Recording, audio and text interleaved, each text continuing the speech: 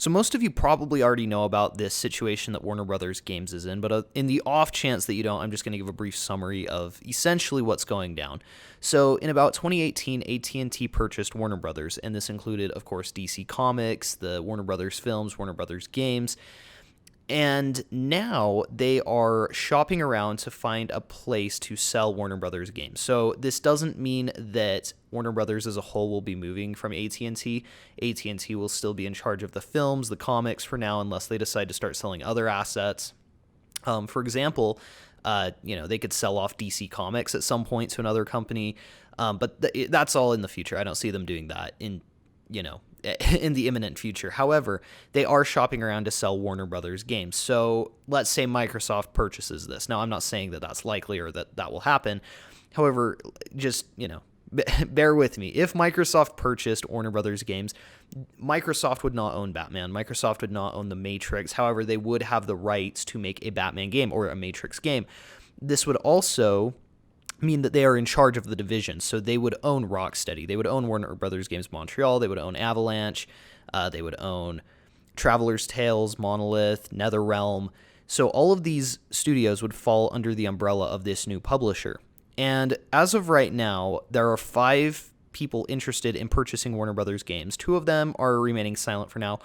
The 3 that have stated that they are interested in purchasing Warner Brothers games is pretty scary because it is EA, Activision, and Take-Two Interactive. And this is all official. I keep seeing people say, well, it might not happen. Maybe they won't sell. No, they're selling. If it's at this point, they are actively looking for people to sell to. Like, once this has gone public, K-Wing said it very well in his video yesterday. Like, this isn't a case in which it's just like they're maybe thinking about doing it. Like, if they're actively having talks with like EA and Activision, it's pretty much happening. It might not be within the next month, but within the next few months or the next year or so, we're probably going to see Warner Brothers games getting sold off.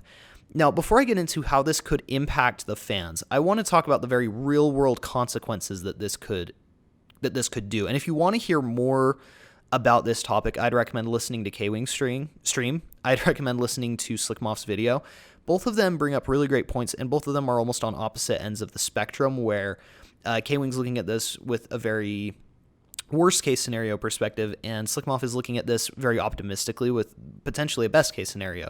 And I'm not saying that either of those are going to or not going to happen. I'm just saying that it's worth listening to both sides because there's validity in what both of them are saying. However, what everybody is agreeing on is that if the devs lose their jobs, that will be devastating.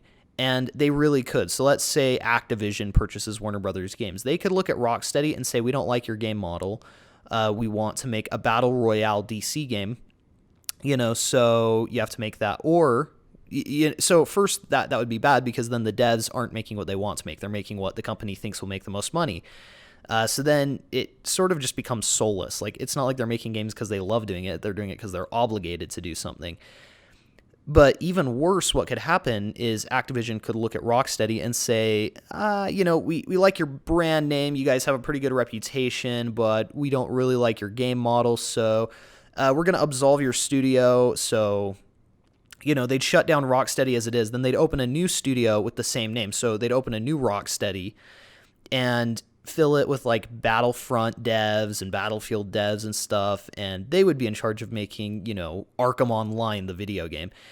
Now, the one good thing that I do think could come of this, and it's kind of what Slickmoff said, is if they do not absolve these companies, if they let the devs stay on, which isn't necessarily likely based on the track record of when companies get purchased in the past, but if they did, and if they had enough faith in, say, Rocksteady and Warner Brothers Games Montreal to let them do what they wanted to do, and we're sort of just there to publish the games and to, produce them and make sure that they were on the right track and giving a pretty good lineup every year for games coming out, that would be great, because apparently Rocksteady wanted to make a Superman game and AT&T looked at that and was like, no, we don't think so.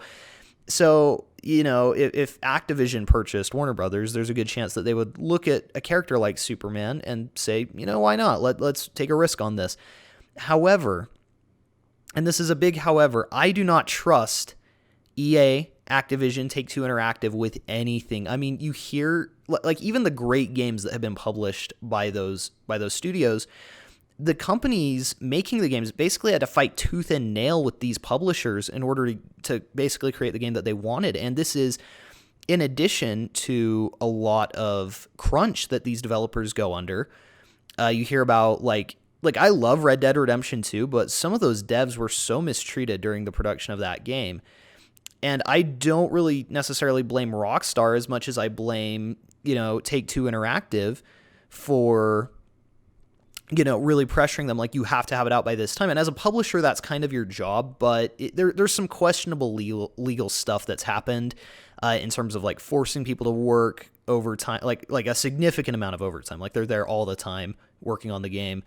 You look at Telltale, where they essentially laid everybody off and said, you have 30 minutes to get out, you're all fired.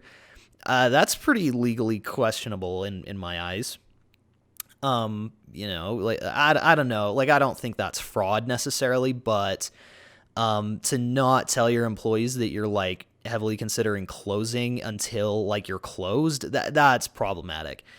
It's a very interesting situation where we really don't know what's going to happen, and I don't think it's good news. We can look at how EA and Activision have handled new properties that they've picked up. EA with Star Wars. I mean, the first thing that they did was they made a big multiplayer Star Wars game. Now, people enjoyed it. People like Battlefront, but it's not considered like a masterpiece.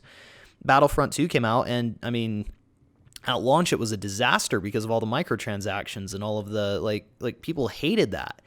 And it wasn't until they really started catering to fans that they've started seeing some success. But like Respawn, for example, I mean, they made Jedi Fallen Order, but it was very clear that like EA didn't care as much about that game. Like, sure, they showed it off and used it for marketing, but when I got my hands on the game, like, it didn't feel like a game that got the same amount of investment or marketing as, say the Arkham games.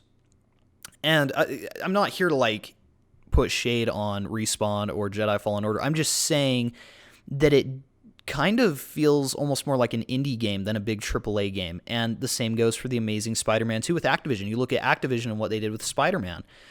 I mean, Beanox made a handful of pretty decent Spider-Man games until Activision just started, they were like, nope, you have to make a movie tie-in game on time with this limited budget, this limited group of people.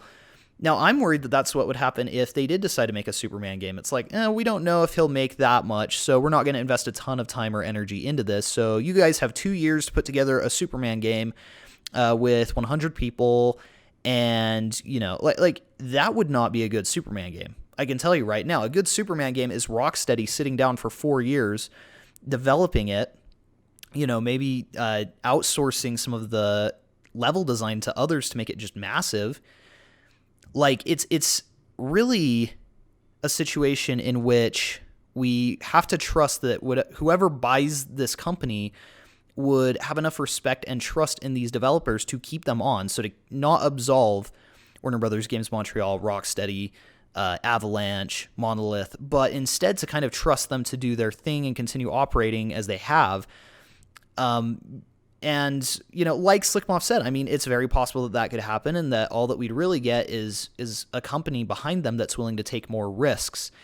I just don't know that that's going to happen. I think that we might get the illusion of more risks, but I don't believe for a second that Activision or EA is purchasing or considering purchasing Warner Brothers games because they love the IPs and want to make like a great Batman game or anything.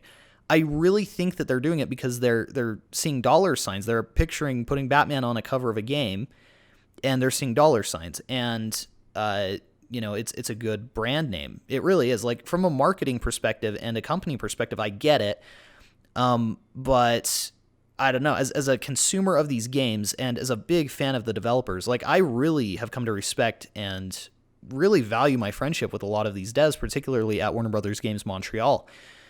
And if their job security is in jeopardy, that will not fly with me at all. That is something that I will forever vocalize against.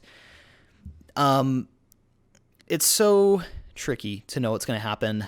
And some people may wonder, like, well, why is, AT&T selling such a big asset, such a potential moneymaker?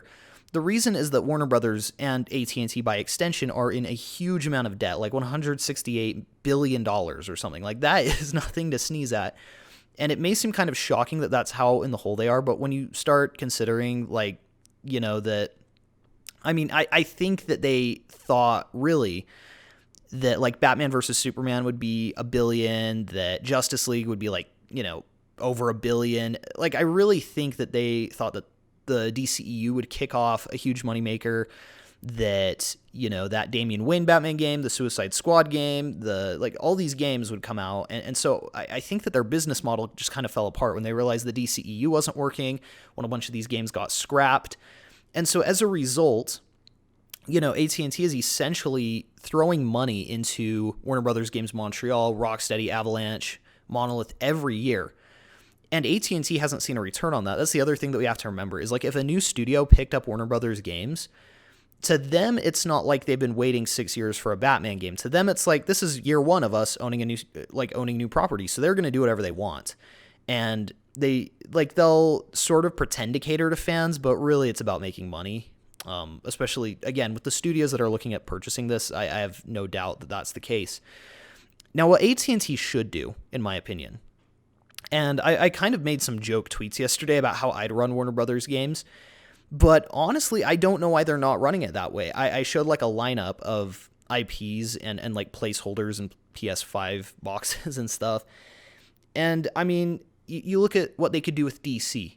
We have the Miles Morales Spider-Man game coming out this year, and that's like a standalone spin-off of the last game. Why didn't they do that with Nightwing or Batgirl? You could invest in a smaller team.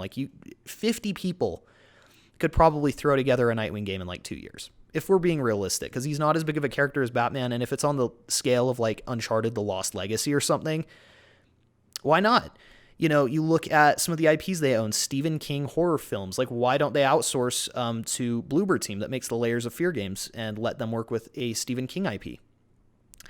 Why aren't they releasing a DC game yearly? Why aren't they doing more Harry Potter and Lord of the Rings and the Matrix games? Like, they have so much potential. And the problem is that rather than outsourcing and letting third-party developers work on these big IPs, which is what they used to do, and they used to do very successfully, now they're trying to do everything in-house. And that's really, like even back in 2015, they outsourced to Avalanche Studios, not Avalanche Software, which they own, but Avalanche Studios that did the Just Cause games to make a Mad Max game. And that one, it wasn't like the biggest game ever, but it did okay for itself, especially coming out the same year as Batman. So it's really odd that they, I guess, assumed that they could do everything in-house. And now we're on 5 years without, like, a new Batman game or really a new DC game. We did get Injustice 2. We did get Batman Telltale. But again, why didn't they continue doing things like that? Like, that is what's so bizarre to me, is that it seems like they're freaking out because they're realizing that their gaming division isn't making money. But how do you expect to make money if you're not releasing games?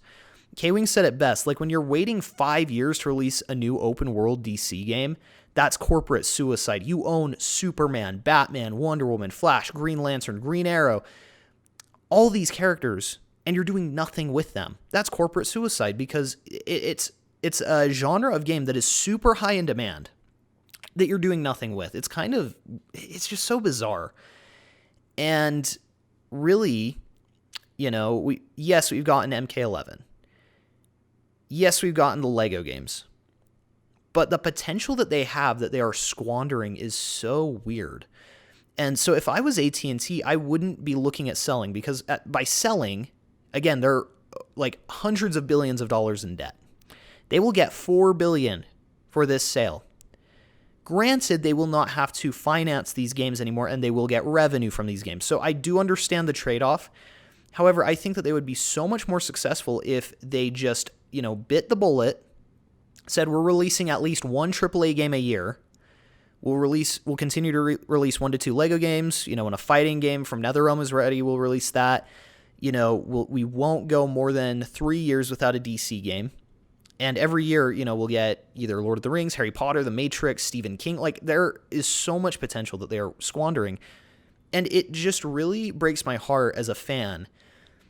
Really, two things. One, that we could be looking at a situation in which we do get an abundance of these Warner Brothers games. However, they are very just plain, really not very good. Quantity over quality, carbon copies of each other. But even more so, it really is scary for these developers who really do put their heart and soul into these things. And there comes a point, really, where it's more than just about us and more than just us wanting a new game. I mean, it comes down to people's lives, and job security is at stake here. So again, I will be very vocal that I would not necessarily be in favor of a sale unless it's going to a publisher who actually cares about the Warner Brothers properties and who has a plan in place to keep the developers in a job. That's just so incredibly important. And, like, if I had $4 billion, I absolutely would buy Warner Brothers games, of course, but, I don't. It's just a mess. It really is. We can hope for the best, and I think that it's good to stay optimistic. However, I will always be outspoken against developers getting laid off, because that is ultimately the biggest problem. Like, sure, it's disappointing if we don't get the Batman games that we want in the future, but even more so, people losing their job security or even having it be put into question. I mean, these guys have no say in it. Like K-Wing mentioned in his stream, what happened, essentially, almost guaranteed, is these guys were all just told one day, like, oh, and by the way, we're shopping around to sell you guys. You might not have a job, whatever. I mean, it's just a mess. But thanks you guys so much for watching. Please be sure to like and subscribe if you enjoyed the video. Let me know what you guys think in the comments below about this. Do you think that a sale would be good, or do you think it would be really bad? Thanks again, and we'll see you guys in the next one.